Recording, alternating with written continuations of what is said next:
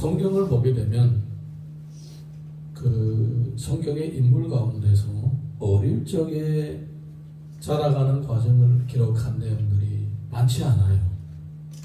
생각나는 사람이 있어요? 잘 없죠. 당연하죠. 백제스니까. 정답. 또 있습니까? 네, 그 다음에 찾아보기 힘들죠. 이삭이 어릴 때에 형한테 괴롭힘을 당하는 거 잠깐 몇 마디로 지나갔던. 그 다음에 사무엘. 그 다음에 또 있습니까? 별로 없어요. 그 다음에 예수님. 네. 옛날에는 아이들이 성장 과정이 별로 안 중요한 거예요. 네. 자가 태어나서 살고 죽기도 하고 장애인이 되기도 하고 별로 안 중요한 거예요. 그런데 정말 중요한 사람은 성경에는 아이 과정, 성장 과정도 기록하는 거예요. 우리 성경을 보게 되면 참 놀랍게도 예수님의 성장 과정 가운데에 에피소드 하나 기록되어 있습니다. 바로 오늘 본문에 역시 눈치 빠르면 공부를 잘하는 거예요. 사무엘 펼치니까 바로 정답이 나옵니다. 네, 41절에서 45절까지 먼저 읽어보겠습니다. 다 같이 시작. 그의 부모가 해마다 6월절이 되면 예루살렘으로 가느니 예수께서 12살 되었을 때에 그들이 이 절기의 관례를 따라 올라갔다가 그날들을 마치고 돌아갈 때에 아이 예수는 예루살렘에 머무셨더라. 그 부모는 이를 알지 못하고 또 명중에 있는 줄로 생각하고 바로 길을 가는 후에 친족과 아는 자 중에서 찾되 만나지 못하며 찾으면서 예루살렘에 돌아갔더니. 아멘. 소년 예수님이 12살 때에 6월절 세려고 부모님과 함께 예루살렘에 올라갔습니다. 명절이 다 끝난 다음에 가족들 단체별로 동네별로 같이 집으로 돌아갔습니다. 물론 여러 가지 풍습에 따라서 이 새끼 내 새끼 없이 가족들은 친척들은 다 서로 돌봐줍니다. 같이 돌봐줍니다. 근데 저 하룻길 가면서 눈에 안 보여도 우리 다른 친척들이 다 돌보고 있겠지, 사촌들이나 팔촌들하고 같이 놀고 있겠지 이렇게 생각한 거예요. 그런데 하루 종일 안 보이는 거예요. 그리고 물어보니까 봤냐고 물어보니까 다 못 봤다는 거예요. 아, 저 큰일 났다. 애를 잊어버렸다. 찾아야 되겠다. 이렇게 된 거예요. 사실은 그때 예수님은 예루살렘에 머물러 있은 거예요. 자, 우리 사무엘상 1장 25절에서 28절 보겠습니다. 사무엘상 1장 25절에서 28절 1장 25절에서 28절은 우리 같이 읽어봅니다. 시작. 그들이 수소를 잡고 아이를 데리고 엘리에게 가서 한나가 이르되 내 주여 당신의 사심으로 맹세하나이다. 나는 여기서 내 주 당신 곁에 서서 여호와께 기도하던 여자라. 이 아이를 위하여 내가 기도하였더니 내가 구하여 기도한 바를 여호와께서 내게 허락하시리라. 그러므로 나도 그를 여호와께 드리되 그의 평생을 여호와께 드리나이다 하고 그가 거기서 여호와께 경배하니라. 아멘. 우리 성경을 보게 되면 한나가 자녀가 없어서 오랫동안 정말 슬퍼했습니다. 남편이 어쩔 수 없이 척을 들이고 자녀를 얻게 되었는데 얼마나 가슴이 아프겠습니까? 남편이 자기를 가장 사랑함에도 불구하고 자녀를 낳아야 될 이유로 다른 여자를 들였고 그 여자가 또 들어와서 자녀를 줄줄이 낳으면서 항상 저 아이를 못 낳는 여자라면서 괴롭혔던 거예요. 그러면서 하나님 앞에 통곡하면서 기도했는데 그 기도할 때 하나님과 마음이 통했다고 했습니다. 쓸 일꾼이 없는 이스라엘 백성들을 보시는 하나님의 마음과 자녀가 없는 이 한나의 마음이 통했다는 거예요. 같은 처지를 겪어봐가지고 마음을 공감을 했다는 거예요. 그러면서 내가 자녀를 낳으면 하나님께 드리겠다고 맹세를 했습니다. 그리고 이제 슬픔을 털어버리고 집에 갔는데 아이를 임신한 거예요. 얼마나 기쁘겠습니까? 그러면 그 아이를 낳고 돌이 지나고 난 후에 저 때문에 물철이 들어서 말듣기도 알아들을 때였습니다. 성전에다가 바친 거예요. 하나님께 드린다고. 이 아이는 평생 나실링으로 제사장은 아니지만은 제사장의 양 아들이 돼가지고 제사장의 가문에서 제사장의 직분을 감당하는 사람이 된 거예요. 그러면서 이제 거기에서 자라게 되는 것입니다. 이렇게 하나님의 집에 헌신된 거예요. 사실은 예수님도 그런 의미가 있으신 거예요. 성전에 그냥 머문 거예요. 안 돌아왔습니다. 네. 이 의미를 누가 알았는데 나중에 마리아가 그거를 생각했다고 합니다. 물론 그건 나중에 일이지만 우리 읽어보겠습니다.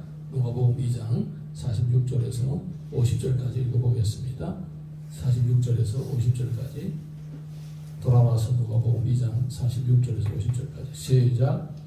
사흘 후에 성전에서 만난 자 그가 선생들 중에 앉으사 그들에게 듣기도 하며 묻기도 하시니 듣는 자가 다 그 지혜와 대답을 놀랍게 여기더라.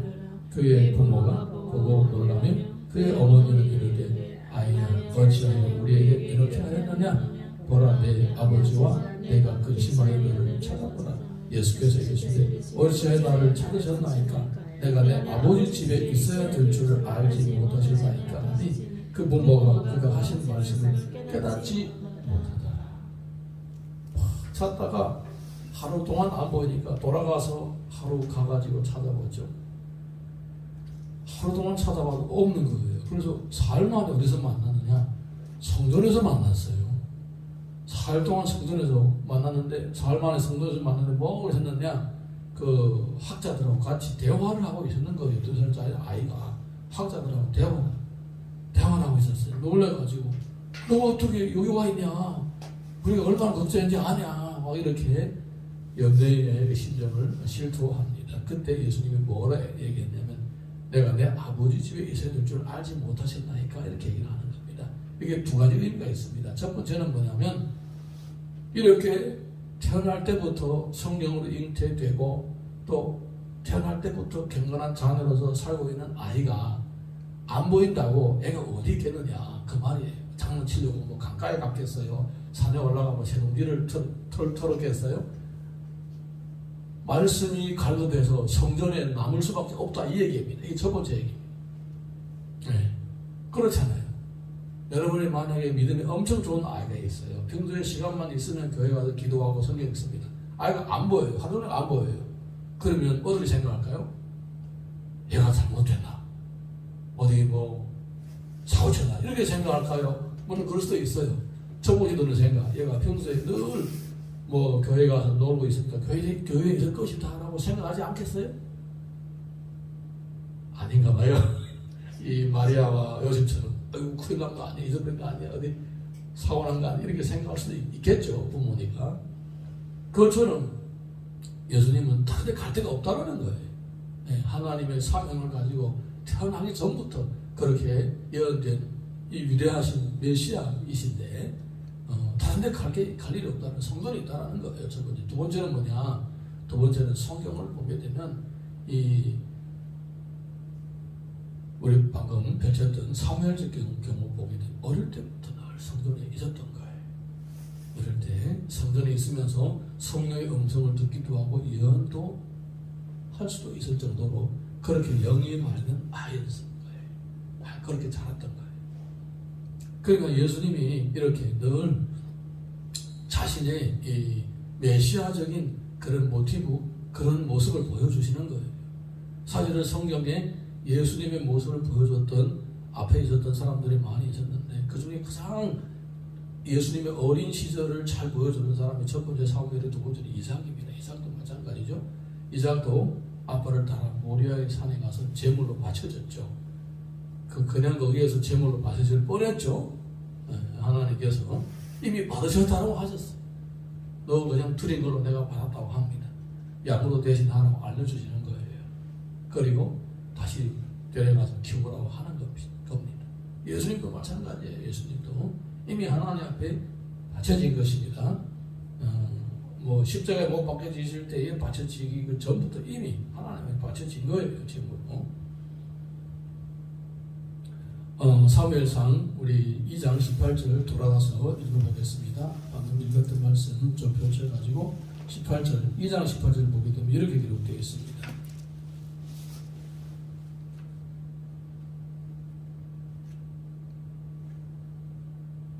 (2장 18절) 우리 같이 읽겠습니다. 시작. 사무엘은 어렸을 때에 세마포 옷을 입고 여호와 앞에서 섬겼다. 아멘. 이렇게 여호와 앞에서 섬겼다. 예수님이 여호와의 집에 있어야 될 사람이었다. 이런 얘기입니다. 사실은. 자, 누가복음 2장 51절에서 52절 돌아가서 읽어보겠습니다. 시작. 예수께서 함께 내려가사 나사렛에 이르러 순종하여 받으시니라. 그 어머니는 이 모든 말을 마음에 듭니다. 예수는 지혜와 기가 자라나며 하나님과 사람에게 더욱 사랑스러워 가시더라. 아멘. 저는 우리 교회의 아이들을 위해서 기도할 때 항상 기도를 합니다. 지혜와 기가 함께 자라가서 하나님과 사람에게 사랑과 귀중히 여김을 받게 해달라고 기도합니다. 어릴 때부터 하나님의 주목을 받고 자라는 아이들이 장성해도 성장을 해도 남다른 거예요. 할렐루야. 네. 우리 다시 돌아가서 사무엘상 2장 26절 보겠습니다.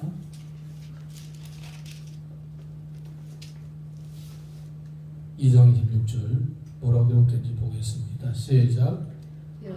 아이 사무엘이 점점 자라나매 여호와와 사람들에게 은총을 더욱 받더라. 어떻습니까? 사무엘하고 예수님 성장 과정이 너무 닮았죠. 성경을 보면 기록한 내용도 정말로 비슷합니다. 뭐 똑같다고 해도 과언 알릴 정도로 예수님이 어떤 날 그때도 하나님과 사람에게 사랑스러운 것 같다고 했고, 사무엘도 점점 자라가며 여호와와 사람에게 은총을 더욱 받더라. 성경 우리 아이들을 위해 기도할 때에 약간 기도의 내용을 조금 수정을 해야 되겠어요. 하나님과 사람에게 사랑과 은총을 더욱 받게 해달라고 이렇게 기도를 해야 되겠어요. 어린 예수님처럼 또 어린 시절 사무엘처럼 그렇게 자라가야 된다. 이렇게 기도해야 되겠어요. 어쨌든 우리 성경을 보게 되면 이렇게 예수님의 부모라든가 그리고 또 사무엘 부모라든가 아이를 키우면서 하나님의 마음을 알아가는 과정들을 겪었던 거예요. 네. 요한복음 3장 16절 다 잘 아시죠? 하나님이 세상을 이처럼 사랑하사 독생자를 주셨으니 이는 저를 믿는 자마다 멸망하지 않고 영생을 얻게 하려 하심이니라. 아들을 제물로 내놓으신 그 하나님의 심정을 이해를 할 수 있는 사람들이 누구였냐? 첫째는 아브라함이었어요. 이삭을 바치면서. 그리고 두 번째는 순서대로 두 번째는 한나였어요. 한나. 그리고는 예수님의 부모였던 요셉과 마리아였던 거예요. 그러면서 하나님의 마음을 알아가는 거예요. 로마서 8장 32절 보게 되면 자기 아들을 아끼지 아니하시고 우리 모든 사람을 위하여 내어주신 이가 어찌 그 아들과 함께 모든 것을 우리에게 주시지 아니하겠느냐.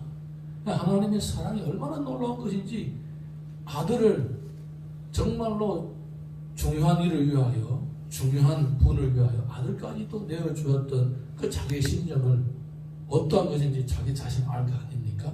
그러면서 이 독생자를 주신 하나님의 마음이 바로 이런 것이구나 하면서 하나님의 사랑을 나를 향하신 하나님의 사랑을 남보다도 누구보다도 가장 먼저 깨닫게 되는 거예요.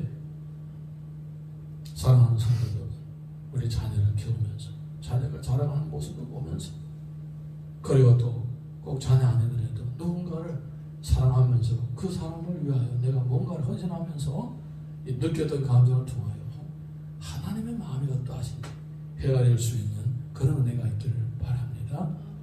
2023년도 시작하면서 다른 것도 다 중요하겠죠. 건강도 중요하고 또 직장도 중요하고 생계도 중요하겠죠. 무엇보다도 하나님과의 깊은 사랑에 한번 푹 젖어볼 수 있기를 주님 이름으로 축복합니다.